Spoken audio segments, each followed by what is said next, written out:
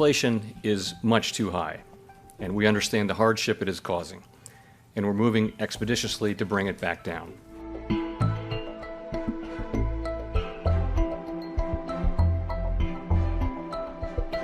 My colleagues and I are acutely aware that high inflation imposes significant hardship, especially on those least able to meet the higher costs of essentials, like food, housing, and transportation.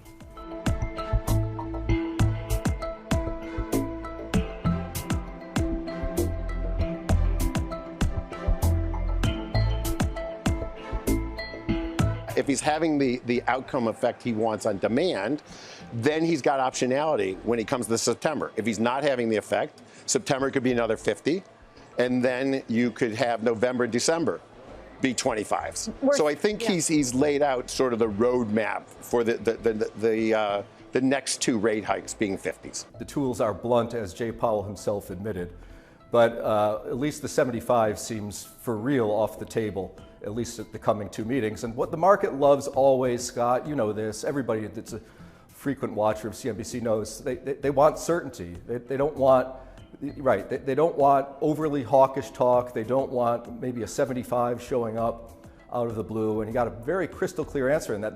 That's when the 2-year Treasury yield just plummeted 15 basis points. And that was all clear for the stock market to start a pretty substantial short covering rally. We now know what we're dealing with over the summer. We've got 250s pretty much locked in. We know what an aggressive policy response to this inflation outcome looks like. And a lot of us didn't know exactly what that was. The committee had to debate that.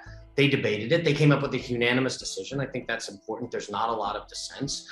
They're going to go pretty strong, but the market was pricing in the risk of something stronger. And you know, Sarah, just not to get too ahead of ourselves, this is exactly where we were Thursday, Friday last week in terms of S&Ps, the dollar, and a lot of other indices that we would look at for financial conditions. So I think the market just saw the beginning of this week and got a little bit nervous that it could get more aggressive, especially after last FOMC meeting when they delivered a very hawkish S&P relative to market expectations. So I just think it's a standard relief rally to a Fed that is not as panicky as some might have feared. And I think that's important.